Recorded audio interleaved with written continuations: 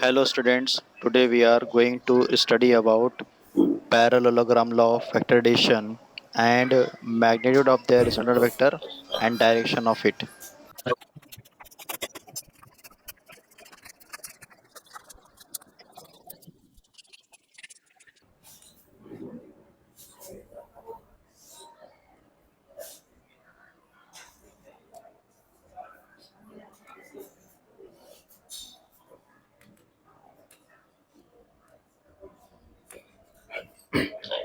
Okay तो next point अपना है parallelogram law of vector addition. Parallelogram of vector addition जो है वो बहुत इंपॉर्टेंट पॉइंट है। ये हम लोग बाकी चैप्टर के अंदर भी यूज करेंगे और इस चैप्टर का सबसे इंपॉर्टेंट पॉइंट है ये। तो कोई क्वेश्चन आए ना आए ये पक्का आएगा पेपर में, कोई ना कोई यूनिट टेस्ट हो, प्रैक्टिस पेपर हो, फर्स्ट टर्म हो, ये क्वेश्चन आता ही है ना। It is very very important. अब इसके अंदर कौन से क्वेश्चन कैसे पूछे जाते हैं हम लोग डेरिवेशन कंप्लीट होने के बाद देखेंगे। अब parallelogram of vector addition actual के अंदर है क्या, तो ये भी एक टाइप की वेक्टर एडिशन ही है। जैसे हम लोगों ने वेक्टर को ऐड करें, सबसे पहले हम लोग देखें कि वेक्टर अगर सेम डायरेक्शन में होंगे तो डायरेक्ट एडिशन करेंगे, वेक्टर अगर अपोजिट डायरेक्शन में होंगे तो उसकी सब्ट्रैक्शन होगी, राइट। उसके बाद अगर वेक्टर अलग अलग डायरेक्शन में होंगे, if the vector start have a different direction, तो उसके हम लोग ने ऐड करें with the triangle of vector addition, with the parallelogram of vector addition, है ना, collision law of vector addition से। अब यहाँ पर हम लोग क्या दिया हुआ है कि दो वेक्टर जो डिफरेंट डायरेक्शन में तो है बट दोनों सेम पॉइंट से स्टार्ट हो रहे हैं। दोनों कहां से स्टार्ट हो रहे हैं? सेम पॉइंट से। ट्रायंगल लॉ के अंदर उन्होंने क्या देखे थे कि एक वेक्टर ऐसे स्टार्ट हुआ और एक दूसरे ऐसे स्टार्ट हुआ। अब ये सेम पॉइंट से है क्या? नहीं, तो सेम पॉइंट से स्टार्ट नहीं है, तो इसके लिए हम लोग ने ट्रायंगल लॉ यूज किए थे।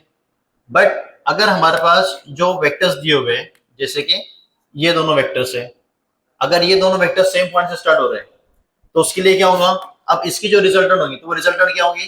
तो इसको हम लोग एक पैरेललोग्राम बनाएंगे इस तरीके से। तो ये एक इनकम्प्लीट पैरेललोग्राम बना। तो इस पैरेललोग्राम का जो डायगोनल साइड होंगी, ये वाली साइड, वो इन दोनों वेक्टर के समेशन के बराबर होंगे, ठीक है। which is the resultant vector is equal to the sum of two adjacent vector of the incomplete parallelogram। तो इस पैरेललोग्राम की जो दो साइड्स होंगे उन दोनों साइड की एडिशन कितनी होगी? उसका जो डायगोनल साइड होगी उसके इक्वल के अंदर आएंगी। ये इसका लॉ है, ठीक है। तो हम लोग उसका वेक्टर भी फाइंड करना है, उसका मैग्नीट्यूड भी फाइंड करना है कि मैग्नीट्यूड और उसका वेक्टर कितना होगा। तो सबसे पहले हम लोग ने यहाँ पे कंसीडर किया कि सपोज करो कि दो वेक्टर है, वेक्टर पी और वेक्टर क्यू, राइट। दोनों वेक्टर जो है ओ पॉइंट से स्टार्ट हो रहे हैं। पी वेक्टर जो है वो वेक्टर ओ ए है और वेक्टर ओ बी है, राइट। इसके बाद हम लोग कंसीडर करेंगे इन ट्रायंगल ओ ए सी। कौन सा ट्रायंगल कंसीडर करेंगे? ओ ए सी, ठीक है। तो प्रूफ के लिए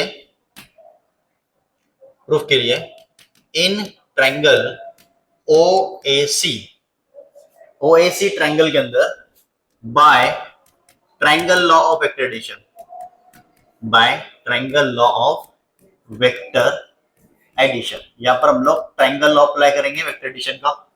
according to the triangle law, अगर हम लोगों ने ये एक वेक्टर कंसीडर किए और ए सी दूसरा वेक्टर कंसीडर किए, ठीक है, ओ ए क्या कंसीडर किए? एक वेक्टर कंसीडर किए और ए सी क्या कंसीडर किए?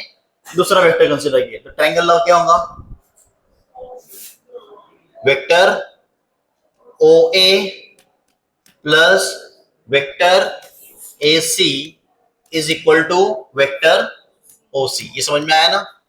जैसे हम लोगों ने ट्रायंगल लॉ देखे थे, तो उस ट्रायंगल लॉ के according vector O C is equal to vector O A plus vector A C, ठीक है। अब यहाँ पर जो वेक्टर ए सी है, ये ए सी ओ बी के पैरेलल में है, ठीक है ना। ये दिखा, दोनों पैरेलल दिखाई दे रहे हैं क्या? वेक्टर ए सी और वेक्टर ओ बी, ये दोनों इक्वल वेक्टर है या नहीं है? इक्वल वेक्टर है। कैसे? दोनों एक ही डायरेक्शन के अंदर ऊपर जा रहे हैं, क्योंकि हम लोग ने ए सी कंसिडर किया ना, तो एक ही डायरेक्शन में जा रहे हैं, राइट। और दोनों का मैग्नीट्यूड भी कैसा है? सेम है, राइट। तो उसको हम लोग क्या बोलेंगे? दोनों को which are the equal vector. दोनों कैसे वेक्टर्स होंगे?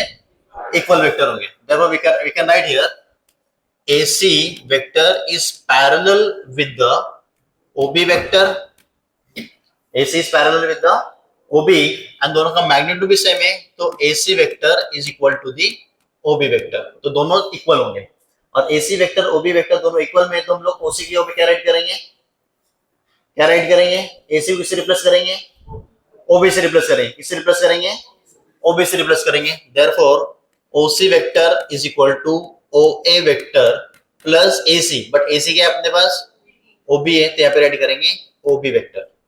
ठीक है, अब इसके बाद हम लोग फिगर का यूज करेंगे, डायग्राम का। ओसी, ओसी की वैल्यू कितनी है, आर है, यहाँ पे हम लोग रेडी करेंगे vector R is equal to OA की वैल्यू कितनी है, वेक्टर पी है, प्लस ओबी की वैल्यू कितनी है, वेक्टर क्यू है। तो ये हम लोग ने प्रूव कर दिया। समझ में आया, एकदम सिंपल है। स्टेटमेंट क्या दिया हम लोग को कि the two vectors of the same type starting from the same point, अगर दो वेक्टर्स सेम टाइप के, सेम टाइप मतलब दोनों वेलोसिटी वेलोसिटी, दोनों फोर्स फोर्स, दोनों डिस्प्लेसमेंट डिस्प्लेसमेंट, है ना, तो सेम टाइप के वेक्टर है और सेम पॉइंट से स्टार्ट हो रहे हैं, are represented in magnitude and direction by the two adjacent side of the parallelogram. तो वो जो दोनों क्या रिप्रेजेंट कर रहे हैं, मैग्नीट्यूड डायरेक्शन के अंदर एक इनकम्प्लीट पैरेललोग्राम की दो एडजेसेंट साइड को अगर वो रिप्रेजेंट कर रहे हैं, ठीक है, then their resultant given in the magnitude direction by the diagonal of the parallelogram। तो उसका जो रिजल्टेंट होगा वो क्या रहेगा, उसका जो डायगोनल साइड होगी वो उसका रिजल्टेंट वेक्टर होगा in magnitude direction and also starting from the same point, और वो भी उसी पॉइंट से स्टार्ट होगा जहां से वो दोनों वेक्टर स्टार्ट हुए थे। ठीक है, ये हम लोग को प्रूव करना था, तो हम लोग ने इस तरह से अप्लाई करे और प्रूव कर दी कि vector R is equal to vector P plus vector Q मिल गया। ठीक है, तो ये हम लोग को स्टेटमेंट दिया था, उसका प्रूफ दिया था। तो पेपर के अंदर अगर क्वेश्चन आया state parallelogram law of vector addition and prove it, state बोला है और प्रूव करने के लिए बोला है, तो वहां पर क्या करना है, स्टेटमेंट राइट करेंगे, डायग्राम ड्रॉ करेंगे और ये राइट करेंगे, तो ये प्रूफ हो जाएगा। ये आएगा 2 मार्क्स के लिए। कितने मार्क्स के लिए, 2 मार्क्स के लिए। ठीक है, अगर ये 3 मार्क्स के लिए पूछा हुआ है, 3 मार्क्स के लिए, तो 3 मार्क्स के लिए आगे पूछेगा कि रिजल्टेंट वेक्टर का मैग्नीट्यूड भी फाइंड करो। जो रिजल्टेंट वेक्टर है उसका मैग्नीट्यूड कितना होगा, उसका मैग्नीट्यूड भी फाइंड करो, ताकि हम लोग उसका मैग्नीट्यूड फाइंड करेंगे।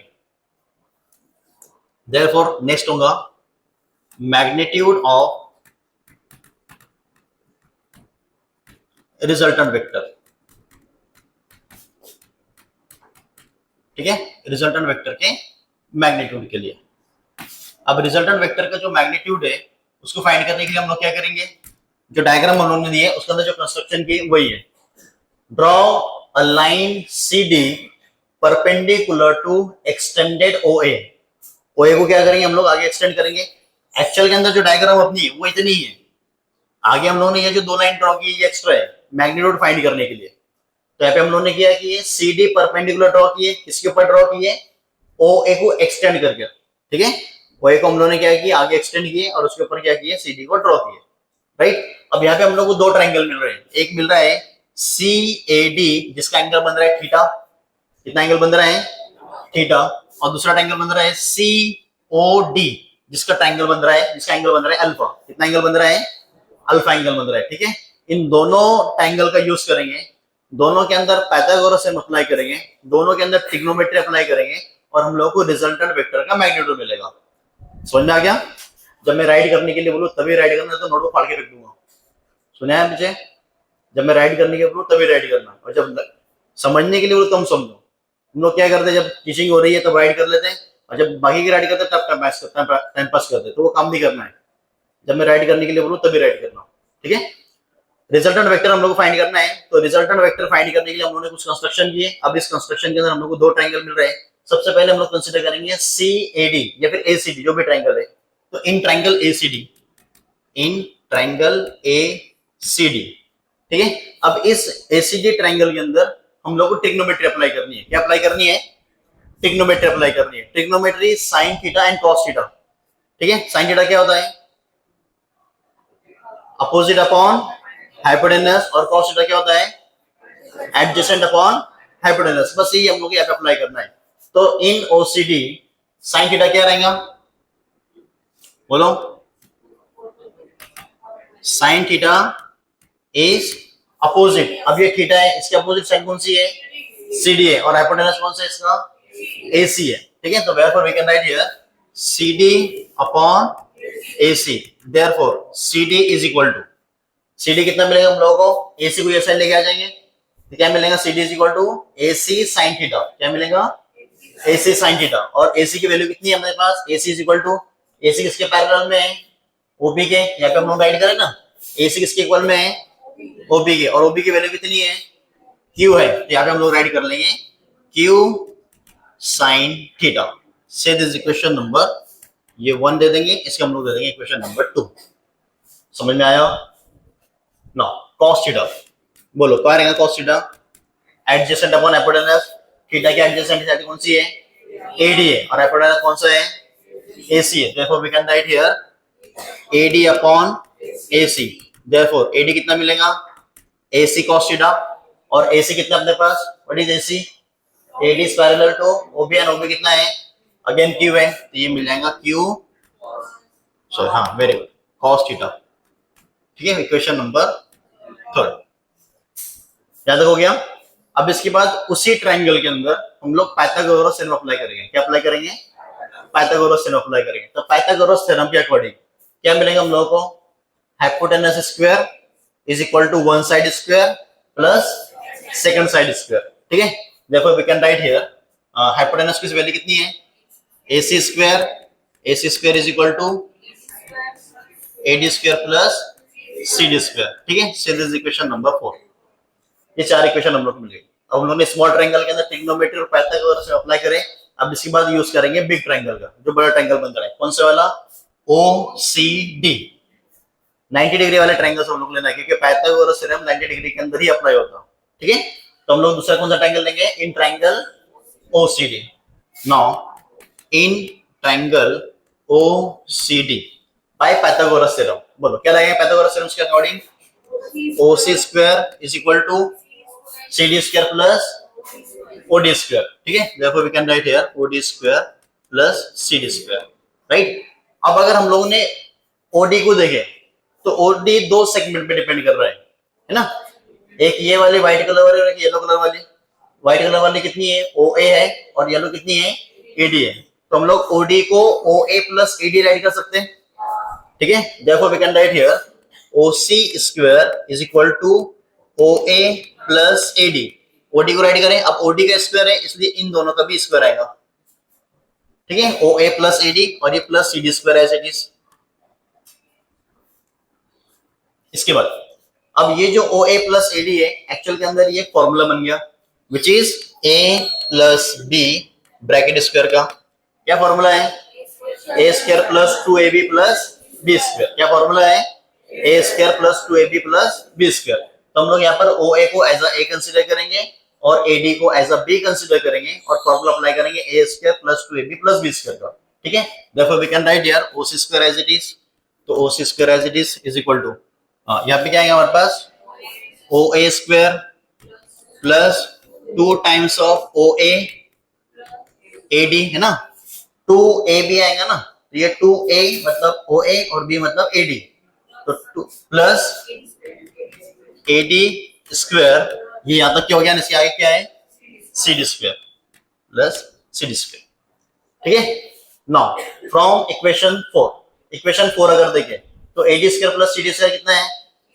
AC स्क्वायर है। तो AD square plus CD square का हम लोग क्या राइट कर सकते हैं? AC स्क्वायर राइट कर सकते हैं। therefore we can write here OC square is equal to OA square plus 2OA AD plus AC square bracket from equation 4 से, राइट। नाउ अब इसके अंदर जो भी हम लोग को ये जो वैल्यूज दिख रही है, मतलब जो भी हमारे पास सेगमेंट्स है, उस सेगमेंट की वैल्यू कितनी है वो सेगमेंट्स की वैल्यू राइट करना है। जैसे OC कितनी वैल्यू उसकी? R है, उसके हम लोग R राइट करेंगे। therefore we can write here OC क्या रहेगा? R square is equal to OA कितना है? तो ये आ जाएगा P square plus 2 as it is. OA हमारे पास P है, यहाँ पे P राइट कर लेंगे। AD है अपने पास कुछ नहीं, बट अगर फ्रॉम इक्वेशन 3 देखें तो AD कितना है? Q cos थीटा, तो यहाँ पे राइट कर लेंगे Q cos theta plus AC अपने पास है कुछ? AC parallel to OB and OB is Q, तो which is equal to the Q square। अब ये जो इक्वेशन मिली हम लोग किसकी मिली? R स्क्वायर की। किसकी इक्वेशन मिली? R स्क्वायर की। हम लोग को फाइंड क्या करना है? R फाइंड करना है। इसका क्या करेंगे? स्क्वायर रूट ले लेंगे। इसका स्क्वायर रूट लेंगे तो इसका भी स्क्वायर रूट लेना होगा। therefore we can write here capital R is equal to P square plus Q को साथ में राइट कर लेते हैं Q square plus 2pq cos theta.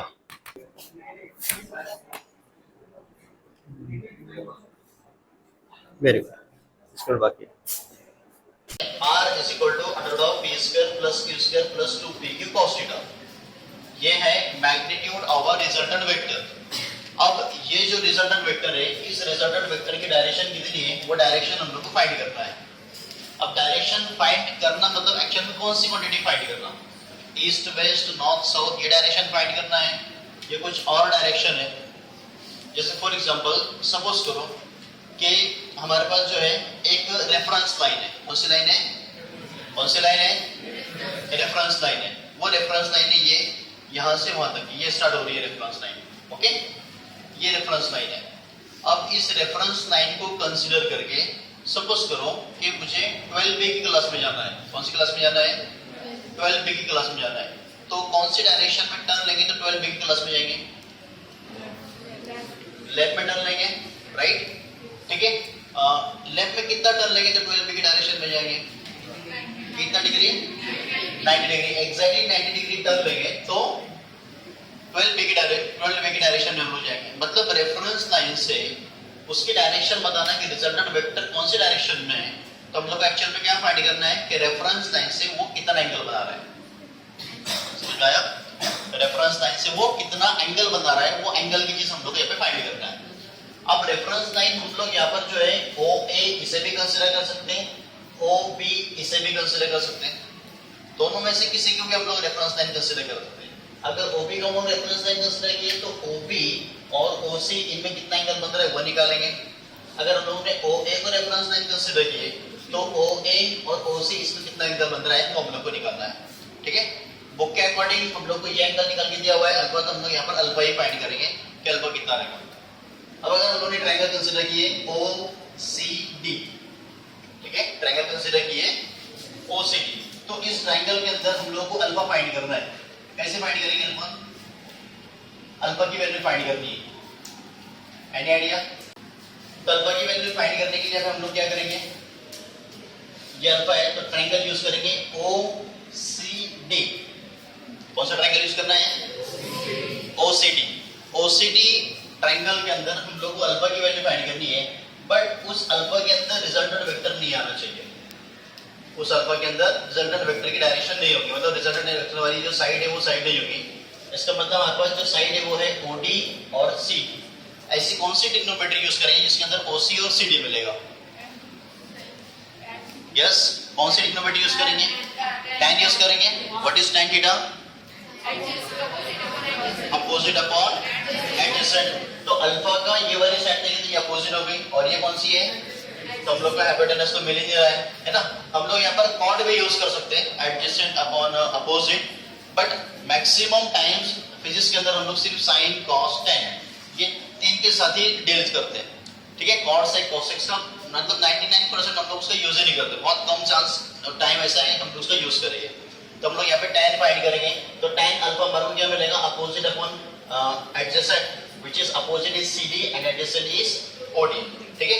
तो नेक्स्ट हम लोग यहाँ पे देखना है फॉर डायरेक्शन, रिजल्टेंट वेक्टर की डायरेक्शन हम लोग फाइंड करनी है। तो रिजल्टेंट वेक्टर की डायरेक्शन के लिए, अब रिजल्टेंट वेक्टर की डायरेक्शन के लिए एक ट्रायंगल OCD के अंदर, ठीक है, क्या फाइंड करेंगे, tan फाइंड करना है। तो tan alpha is equal to क्या रहेगा, tan alpha CD upon OD रहेगा, which is CD upon OD, CD upon OD, ठीक है। तो tan अल्फा हम लोग को मिल गया CD अपॉन OD। बट अगर हम लोग ने देखें OD जो है वो दो सेगमेंट पे डिपेंड कर रहा है, एक है OA और दूसरा है AD। तो हम लोग क्या करेंगे, तो जो OD है उसे दो सेगमेंट के अंदर राइट कर लेंगे।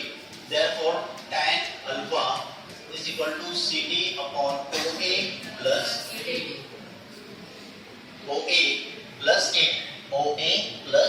AD, ठीक है। नाउ अब हम लोग यहाँ पे क्या करेंगे, सारी जो वैल्यूज है वो सेवन वैल्यू को पुट अप करेंगे, CD की वैल्यू, OA की वैल्यू, AD की वैल्यू, ये सारी वैल्यू हम लोग यहाँ पे पुट अप करनी है। Now from figure what is the value of CD? CD है कि हमारे पास लेकिन हम लोग ने फाइंड करी CD की वैल्यू। कहाँ पे फाइंड किया हम लोग ने CD की value? CD is Q sin theta from equation 2। तो Q हमारे पास CD की वैल्यू Q और OA अपने पास है, यस P है, AD भी हम लोग यहाँ पे फाइंड करें, which is AD is Q cos theta. ठीक है, तो हम लोग यहाँ पे क्या राइट करेंगे? फ्रॉम इक्वेशन, कौन सी इक्वेशन है? 2 and 3, from equation 2 3 from figure से।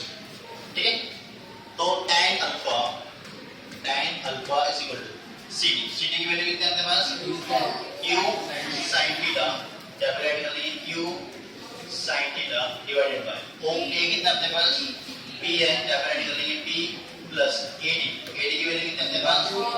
Q cos थीटा, ये कैपिटल Q cos थीटा। ये हम लोग को मिला tan अल्फा, हम लोग को अल्फा फाइंड करना है। तो अल्फा फाइंड करने के लिए ये जो tan है उसको क्या करेंगे? वो साइड लेके चले जाएंगे। यहाँ पर अल्फा और tan देखें तो दोनों मल्टीप्लाई के अंदर है, अल्फा ये रखना है, tan वो साइड चले जाएंगे तो डिवाइड में चले जाएंगे, और डिवाइड की वैल्यू जब ऊपर ऐड करेंगे तो उसकी जो रेशियो है उसकी साइन चेंज हो जाएगी, which is tan inverse.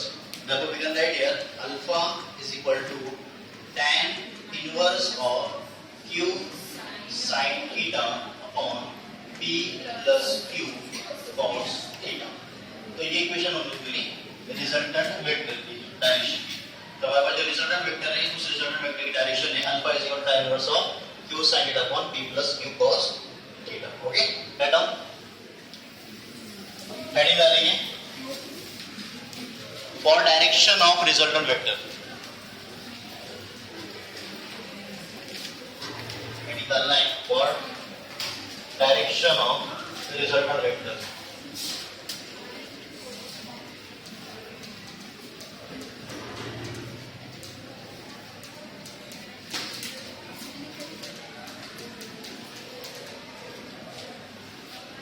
Right down a triangle OCD as it is पूरा राइट करो अल्फा तक के। रिजल्टेंट वेक्टर की इक्वेशन हम लोगों ने निकाली वो आनी चाहिए, है ना? क्या इक्वेशन है रिजल्टेंट वेक्टर की? मैग्नीट्यूड की R is equal to under of P square plus Q square plus 2PQ cos theta. What is theta? Angle between, what is theta? Angle between two vectors. जो दो vector हम लोगों ने consider किए उन दोनों वेक्टर के अंदर बनने वाला एंगल थीटा है, और अल्फा क्या है? The angle between OA and resultant vector. P और R के अंदर जो एंगल बन रहा है वो हमारे पास अल्फा दिया हुआ है।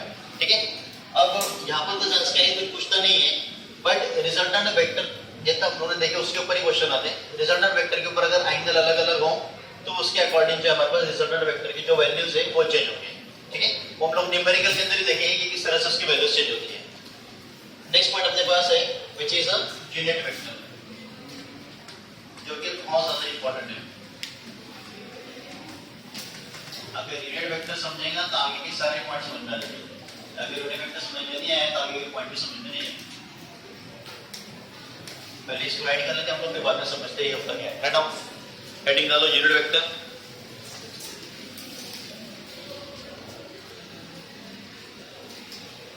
Unit vector continue. A vector which have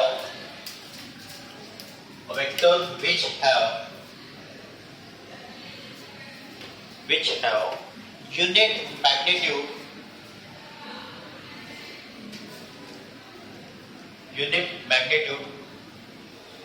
in a given direction is called as unit vector, is called as unit vector, is called as unit vector। ठीक है, अब बताता हूं उसको समझ लो ये वेक्टर होता क्या है। सपोज करो हम लोग ने कोई वेक्टर क्वांटिटी कंसीडर करें, क्या कंसीडर किए? वेक्टर क्वांटिटी कंसीडर किए। कौन सी होती है वेक्टर क्वांटिटी? वेक्टर क्वांटिटी कौन सी होती है? Displacement, velocity, acceleration, force, speed नहीं है। वेट, ये वेट डाउनवर्ड डायरेक्शन आगे देखेंगे उसको हम लोग, वेट एक्शन में क्यों नहीं है। डेंसिटी वेक्टर नहीं है, मोमेंटम हो गया। इलेक्ट्रिक फील्ड, हाँ इलेक्ट्रिक इंटेंसिटी बोलेंगे तो वेक्टर क्वांटिटी है ना। ओके, तो बहुत सारी अपने पास वेक्टर क्वांटिटी है। हम लोग यहाँ पर नॉर्मल कंसीडर कर लेते हैं, फॉर एग्जांपल वेलोसिटी कंसीडर कर लेते हैं, ठीक है।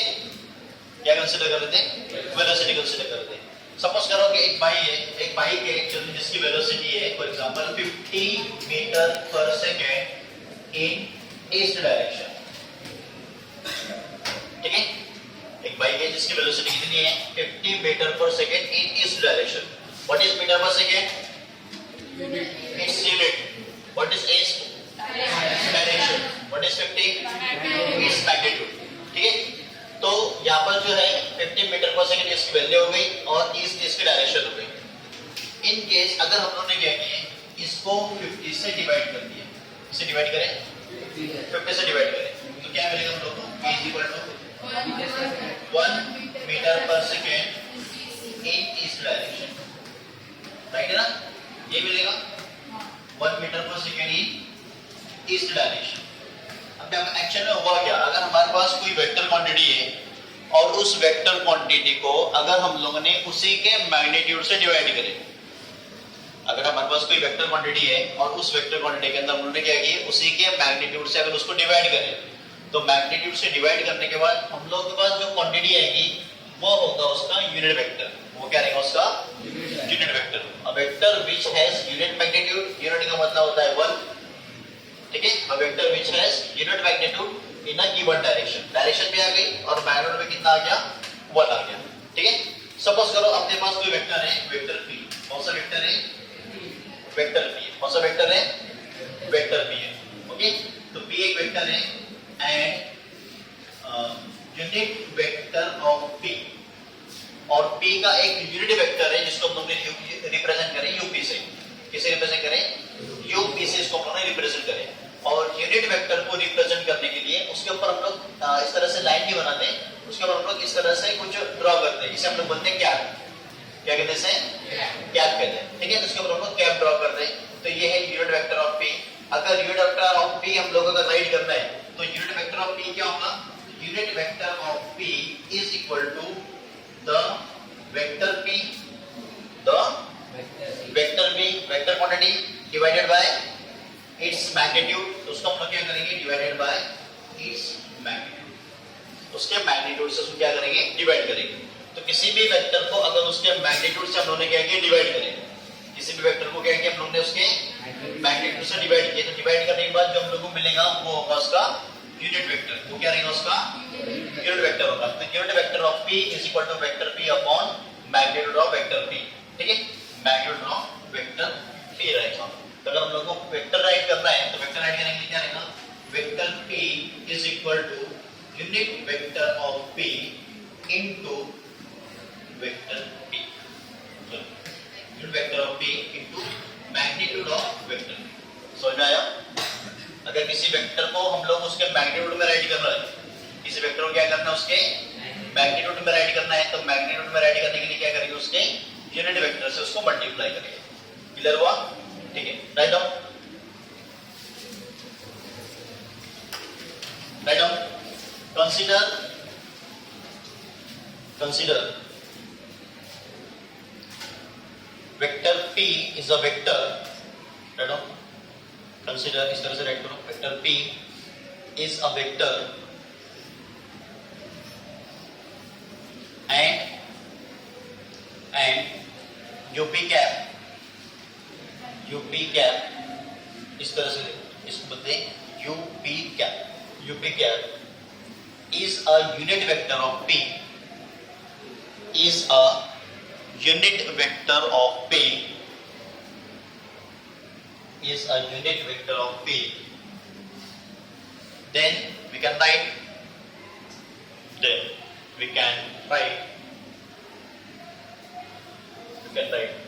right up ये दोनों इक्वेशन राइट करो। Unit vector of p is equal to vector p upon magnitude of vector p and vector p is equal to unit vector of p into magnitude of vector p। Physical significance,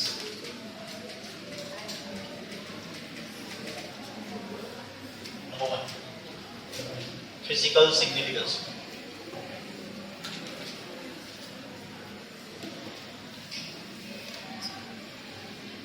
Physical significance. Number one, unit vector gives the direction of unit vector gives a direction of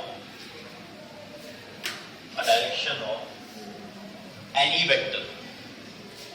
Direction of any vector. Number two,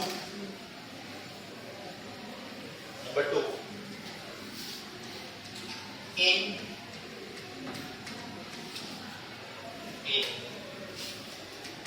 Cartesian coordinate system,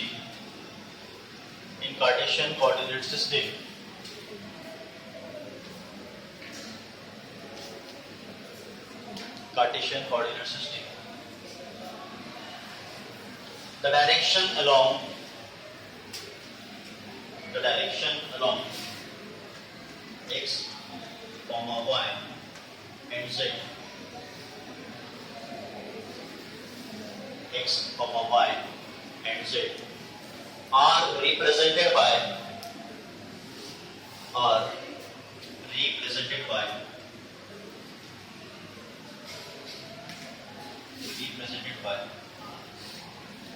small I cap, small j cap and small k cap, I, j, k respectively.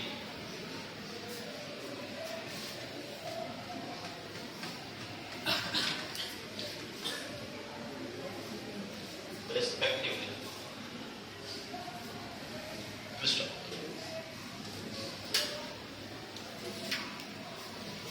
Okay writing, ठीक है।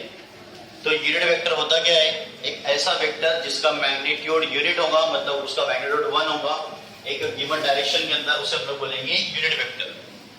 Unit vector को अगर direction हमारे पास x Y Z axis है, तो अगर कोई x axis के अलॉन्ग में है तो उसे हम लोग रिप्रेजेंट करेंगे डायरेक्शन से आई कैप। अगर कोई वाई एक्सिस के अलॉन्ग में जा रहा है तो उसे हम लोग रिप्रेजेंट करेंगे जे कैप से, और अगर कोई जेड एक्सिस में जा रहा है तो उसे हम लोग रिप्रेजेंट करेंगे के कैप से, ठीक है। अब यहाँ पर हम लोग ईस्ट वेस्ट नॉर्थ साउथ नहीं बोलेंगे, यहाँ पर हम लोग हमारे पास टोटल 6 डायरेक्शन अभी along the x axis, along the minus x axis, along the y axis, along the minus y axis, along the z axis, along the minus z axis, ठीक है, अकॉर्डिंग टू मी। तो यहाँ पर अगर positive में जा रहा है तो प्लस से रिप्रेजेंट करेंगे, नेगेटिव में जा रहा है तो माइनस से रिप्रेजेंट करेंगे। जैसे पॉजिटिव एक्स एक्सिस के लिए प्लस आई यूज करेंगे और नेगेटिव एक्स एक्सिस के लिए माइनस आई यूज करेंगे, राइट। तो अगर डायरेक्शन हमारे पास है, अगर हम लोग को दिया हुआ है कि X axis Y axis Z axis में जा रहा है, तो उसको हम लोग रिप्रेजेंट करेंगे आई जे के से। जैसे फॉर एग्जांपल सपोज करो कि एक व्हीकल है और वो व्हीकल जो है मूव हो रही है with a speed 50 metre per second, कितनी स्पीड 50 मीटर पर सेकंड। तो हम लोग का अगर दिया है कि v vector is equal to 50 i metre per second, क्या दिया हुआ है 50 i मीटर पर सेकंड। अब यहाँ पर हम लोग को ईस्ट वेस्ट नॉर्थ साउथ दे दिया रहेगा, आई दिया, इसका मतलब क्या है, ये कौन सी डायरेक्शन में जा रही है, along the positive x direction. कौन सी डायरेक्शन में जा रही है, along the positive x direction. अगर हम लोग दी है velocity v vector is equal to 70 vector j metre per second, इस डायरेक्शन कौन सी होगी, along the positive y direction, ठीक है। हम लोग को दिया हुआ है वेलोसिटी, सपोज करो कि v है minus 80 k metre per second, क्या मतलब है, along the negative z axis, ठीक है। अगर आपके अकॉर्डिंग देखें तो ये x एक्सिस है, yes or no, ये y एक्सिस है और ये z एक्सिस है, तो ये पॉजिटिव z है। तो अगर उस डायरेक्शन में जा रहा है तो वो क्या रहेगा, नेगेटिव z होगा। तो हमारे पास ये जो दिया हुआ है 80 मीटर पर सेकंड, एक्चुअल के अंदर क्या है, ये नेगेटिव z एक्सिस तरफ हुआ है 80 मीटर पर सेकंड की स्पीड से कोई व्हीकल वगैरह या फिर कोई और चीज जा रही है, इसकी हम लोग की स्पीड दी हुई है, राइट। तो इस तरह से हम लोग क्या करेंगे, डायरेक्शन को रिप्रेजेंट करेंगे। तो आई जे के एक्चुअल में क्या बताता है, it give the direction of the vector. जो भी वेक्टर हम लोग ले रहे हैं उस वेक्टर की डायरेक्शन को रिप्रेजेंट करेंगे। अब वेक्टर कुछ भी हो सकता है, वेलोसिटी हो सकती है, एक्सेलरेशन हो सकता है ना, फोर्स हो सकता है, मोमेंटम हो सकता है, जो भी हमारे पास है।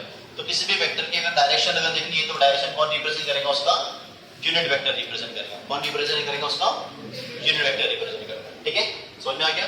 ओके, नेक्स्ट पॉइंट है ना, rectangular component.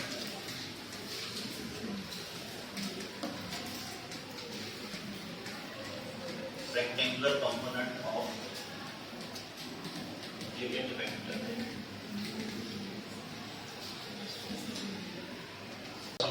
Item, the process of finding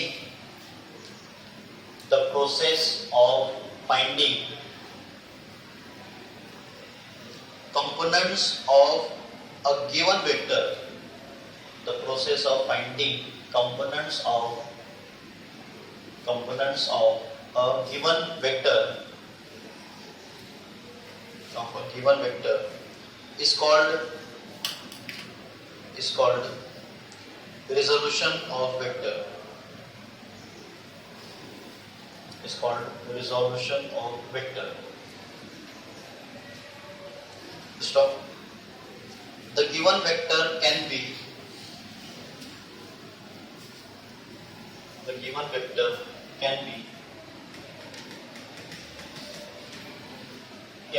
split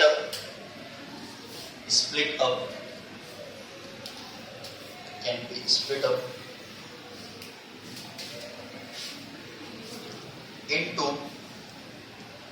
into 2 TW into 2 or more components.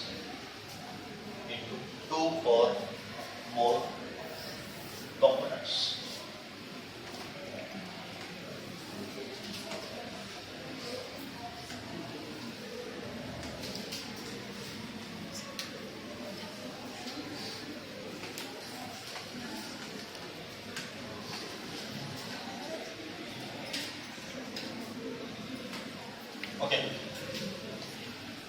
लोग को यहाँ पर एक वेक्टर दिया हुआ है, वेक्टर P। ठीक है, ये वेक्टर P दिया हुआ है। अब इस वेक्टर से हम लोग नंबर ऑफ वेक्टर्स बना सकते हैं। इस वेक्टर से हम लोग क्या करेंगे? नंबर ऑफ वेक्टर्स बना सकते हैं। ऐसा नहीं है कि ये एक ही वेक्टर है, इससे हम लोग नंबर ऑफ वेक्टर बनाएंगे। तो एक वेक्टर को किसी दो वेक्टर के अंदर स्प्लिट करना, मतलब इसमें अलग करना, या फिर नंबर ऑफ वेक्टर के अंदर अलग करना, इसी को हम लोग बोलते हैं रिजोल्यूशन ऑफ वेक्टर।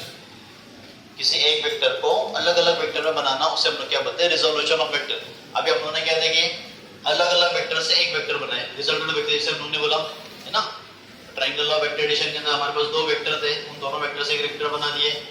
पैरेललोग्राम के अंदर हमारे पास दो वेक्टर थे, उन दोनों वेक्टर से एक वेक्टर बना दिए। तो वो था addition subtraction of vector, right.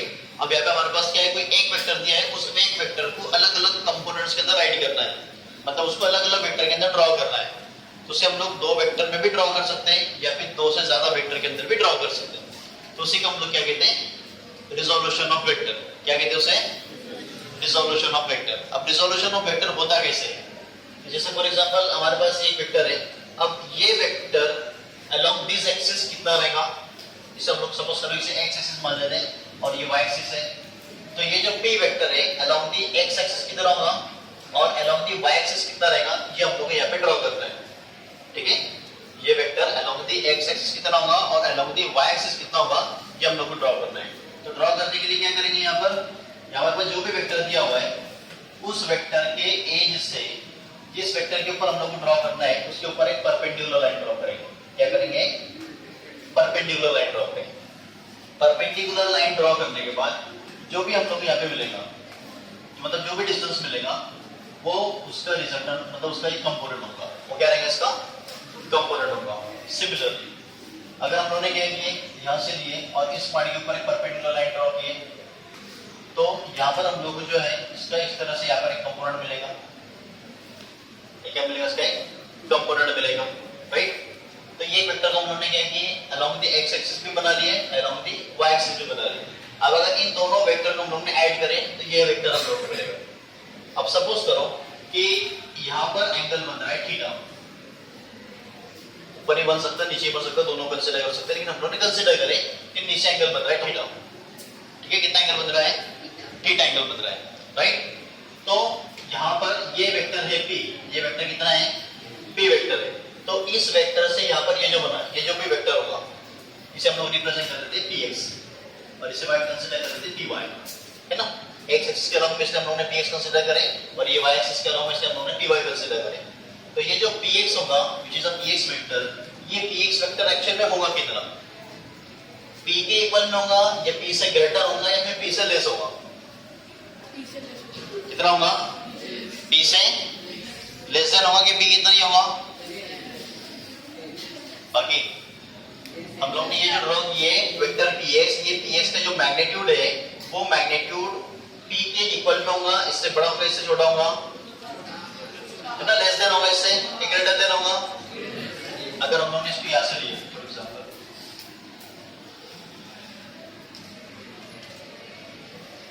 Okay, same size है क्या, नहीं ना, तो फिर क्या रहेंगे ये, इससे लेस देन होगा, राइट। तो ये जो कितना लेस है उसको हम लोग को यहाँ पे रेडी करना है, जैसे कितना छोटा वैल्यू इसकी कितनी है, जैसे ग्रेटर देन है या लेस देन है, कितना लेस देन है ये हम लोग को राइट करना है। तो राइट करने के लिए हम लोग क्या करते हैं, जो भी इसका मैग्नीट्यूड होगा उस मैग्नीट्यूड को, जो भी हमारे पास इसका मैग्नीट्यूड है उस मैग्नीट्यूड को क्या करेंगे यहाँ पर cos थीटा से मल्टीप्लाई करेंगे, जो भी इन दोनों के अंदर बनने वाला एंगल होगा, मतलब यहाँ पर बनने वाला एंगल, ठीक है। अब ये cos थीटा क्यों आया हम लोग आगे देखेंगे अभी। और सिमिलरली यहाँ पर हम लोग राइट करेंगे which is p sin theta, क्या राइट करेंगे यहाँ पर p sin थीटा राइट करेंगे। नॉर्मली याद रखने के लिए जिस साइड को लगकर एंगल बनेगा वो cos रहेगा और जहां पर एंगल नहीं बनेगा वो sin रहेगा, ऐसे याद रखना, ठीक है। रिजोल्यूशन करते हैं, रिजोल्यूशन करने के बाद जिस साइड को लगकर एंगल बना वो क्या होगा, cos रहेगा, क्या रहेगा ये, और जिस साइड पर एंगल नहीं बनेगा वो क्या रहेगा, sin रहेगा। याद रहेगा सभी को, जहां पर एंगल बनेगा वो कौन सी साइड होगी, cos थीटा वाली साइड होगी, और जहां पर एंगल नहीं बनेगा कौन सी साइड होगी, sin थीटा वाली साइड होगी, ओके। नाउ अभी हम लोग देख लेते हैं रिजोल्यूशन ऑफ वेक्टर, मतलब रेक्टेंगुलर कंपोनेंट ऑफ वेक्टर जो हम लोगों ने देखे। तो सेम वैसे ही एक हम लोगों ने यहाँ पे वेक्टर कंसीडर किए, सेम दिस इज, तो ये राइट कर दिया ना, रिजोल्यूशन ऑफ वेक्टर राइट कर दी सभी ने। रिजोल्यूशन ऑफ वेक्टर क्या होता, तो एक वेक्टर को हम लोग जो है कितने भी कंपोनेंट के अंदर क्या कर सकते हैं, उसे स्प्लिट कर सकते हैं। तो सपोज कर हमारे पास हम लोग ने यहाँ पे दो एक्सिस कंसीडर किए, X axis and Y axis. Similarly यहाँ पर हम लोग ने वेक्टर कंसीडर करे, say this is a vector A, कौन सा वेक्टर है, वेक्टर ए है जिसका ओरिजिन है ओ, जब हम लोग ने कोई पॉइंट कंसीडर करे पॉइंट पी, यहाँ पर हमारे पास है वेक्टर ए जो कि एक्स एक्सिस से एंगल बना रहा है थीटा, कितना एंगल बना रहा है, थीटा एंगल बना रहा है, राइट। अब अगर यहाँ पे हम लोग देखें तो यहाँ से लेकर तो यहाँ तक का जो डिस्टेंस है, ये डिस्टेंस कितना होगा, एनी आइडिया, ये है एक्स वेक्टर, ये क्या रहेगा, एक्स वेक्टर, कितना रहेगा एक्स वेक्टर, कितना रहेगा, a cos थीटा रहेगा, वेरी गुड, क्या रहेगा ये, a cos थीटा। सिमिलरली अब यहाँ पर हम लोग ने जो है सपोज दैट ये बना दिया अपन इस तरीके से, ये दूसरा वेक्टर है, तो ये कितना होगा, vector, yes, vector ay is equal to a sin theta, ठीक है। तो से दिस इज, यहाँ पे हम लोग इसे राइट करते हैं, ये m पॉइंट है और ये n पॉइंट है, तो o m n ये पॉइंट b है, वेक्टर a है, ये हमारे पास x vector which is a cos theta और vector ay which is a sin theta. अब इसको हम उसके डायरेक्शन के अंदर भी राइट करेंगे, चलिए डायग्राम ड्रॉ करो, मैडम डायग्राम ड्रॉ करो। हमारे पास एक वेक्टर है वेक्टर a, इसका हम लोग ने x कंपोनेंट राइट करें व्हिच इज ax वेक्टर और y कंपोनेंट राइट करें व्हिच इज ay वेक्टर, ठीक है। इसका x कंपोनेंट कितना है, ax वेक्टर है और y कंपोनेंट कितना है, ay वेक्टर है, ठीक है। तो जैसे ये हमारे पास वेक्टर है ax वेक्टर और ये वेक्टर है ay वेक्टर, ये वेक्टर है a वेक्टर, ax और ay के फॉर्म के अंदर ये कितना है, वेक्टर a जो है, वेक्टर a जो है वो ax और ay के फॉर्म में कितना रहेगा, यस, ax स्क्वायर प्लस आगे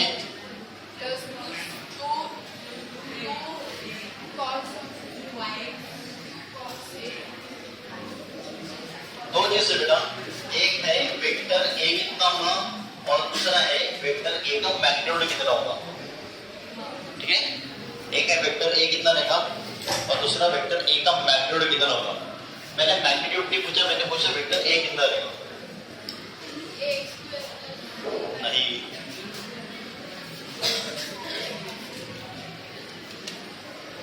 ये हमारे पास है वेक्टर पी, ये है वेक्टर क्यू, ये है vector are.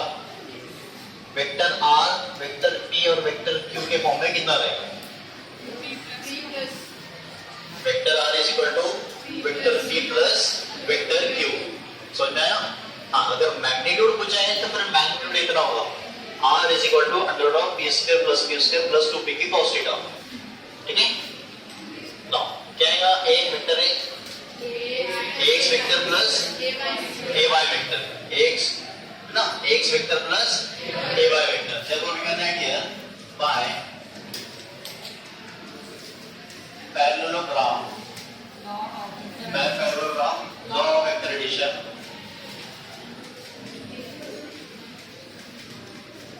we can write here vector a is equal to vector x plus vector ay। ठीक है, vector X and vector A Y. अब वेक्टर ए एक्स को उसके मैग्नीट्यूड के फॉर्म में रेडी करना है, तो कैसे रेडी करेंगे।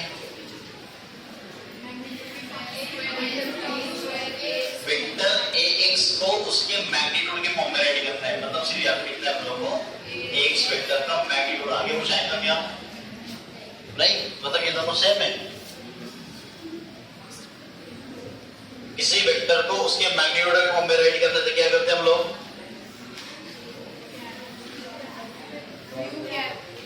यस, उसके यूनिट वेक्टर से मल्टीप्लाई करते। क्या करते हैं, यूनिट वेक्टर से मल्टीप्लाई करते। जो एक्स वेक्टर है वो कौन से एक्सिस के अलोंग है, एक्स एक्सिस के अलोंग के अंदर। ठीक है, तो एक्स एक्सिस के अलोंग में कौन सा यूनिट वेक्टर होता है, एक्स एक्सिस के अलोंग में कौन सा यूनिट वेक्टर होता है, आई कैप। कौन सा यूनिट वेक्टर होता है, वाई एक्सिस के अलोंग में जे कैप और जेड एक्सिस के अलोंग में के कैप। तो ये कौन से एक्सिस के अलोंग में, एक्स आई कैप, तभी आपको राइट करेंगे समझ आया। therefore we can write here, तो x और 2 ऐड करेंगे आई कैप। अगर ay ऐड करना है तो क्या आएगा, ay जे कैप। ठीक है, therefore vector a is equal to ax I cap plus ay J cap. बराबर है, ये सब नो है ना। मैग्नीट्यूड और वेक्टर राइट करें तो दोनों कैंसिल हो जाएंगे, इसलिए हमने डायरेक्ट रेशियो राइट कर लिए। तो ax आई कैप प्लस ay जे कैप, सीरीज इक्वेशन 1। ठीक है, now in triangle OPN, in triangle OPN, in triangle OPN, OPN triangle के अंदर मुझे बताओ sin थीटा कितना आएगा और cos थीटा कितना आएगा। sin theta is opposite upon इधर कर्व का एडजस्टेंट आ जाएगा, opposite upon hypotenuse। opposite side का किस दी, which is ay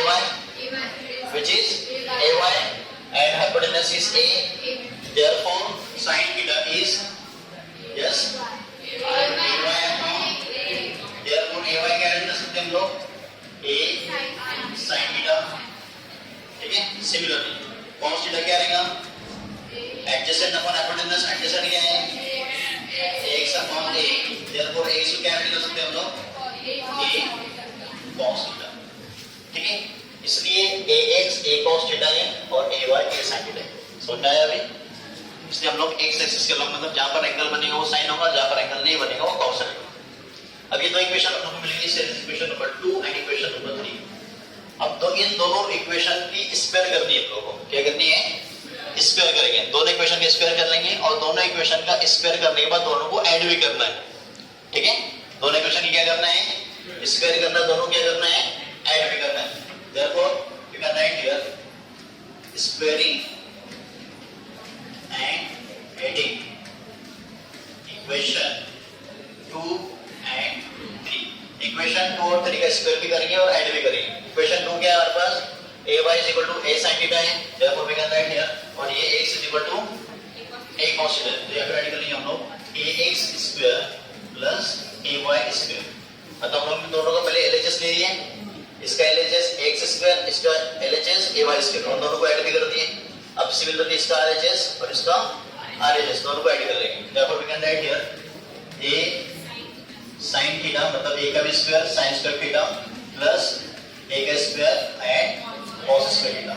अब इस इक्वेशन के अंदर क्या सेम है, a स्क्वायर क्या करेंगे हम लोग कॉमन ले लेंगे, तो ax square plus ay square equal to a square common ले लिया, अंदर क्या बचेगा sin square theta plus and what is the value of sin square theta plus cos theta which is equal to the, therefore we can write here a square is equal to ax square plus ay square, therefore a is equal to under root of ax square plus ay square। तो इस condition के अंदर जो resultant vector है उस resultant vector का magnitude मिलेगा under root of ax square plus ay square. अब ये वैल्यू क्यों मिली ये समझ लो। यहाँ पर हमारे पास रिजल्टेंट वेक्टर जो है उस रिजल्टेंट वेक्टर का फॉर्मूला क्या है, p square plus q square plus 2p की cos थीटा, क्योंकि यहाँ पर a p और q के अंदर कुछ ना कुछ एंगल बन रहा है थीटा। सपोज करो कि यहाँ पर हम लोगों ने जो q है वो एग्जैक्टली इस तरह से वर्टिकल अगर ले लेते हैं, एंगल कितना बनता 90 degree. What is the value of cos 90? cos 90 is and cos 0 is, cos 90 की वैल्यू कितनी है 0 है, कितनी है तो ये हो जाएगा 0। अगर ये 0 हो गया तो 2p कितना हो जाएगा, तो क्या मिलेगा सिर्फ p square plus q square. तो अगर 90 डिग्री एंगल बनेगा क्या मिलेगा सिर्फ p square plus q square. तो यहाँ पर हमारे पास क्या है सिर्फ 90 डिग्री एंगल बन रहा है, इसलिए 90 डिग्री का हम यहाँ मिला सिर्फ ax square plus ay square मिला। ठीक है, राइट ओके। थीटा फाइंड करना है, तो थीटा फाइंड करने के लिए हम लोगों को वेक्टर ए भी चाहिए, सिर्फ ये x और ay के फॉर्म में। कौन सी ट्रिग्नोमेट्री यूज करेंगे, अपोजिट और एडजेसेंट के लिए tan थीटा यूज करेंगे। तो tan theta is equal to opposite क्या रहेगा इसका ay और एडजेसेंट क्या होगा इसका ax होगा। ठीक है, तो tan theta is equal to क्या मिला हम लोग को ay अपॉन ax। अब थीटा फाइंड करना है तो थीटा इज इक्वल टू क्या रहेगा, theta is equal to tan inverse of ay upon ax। बस इतना ही।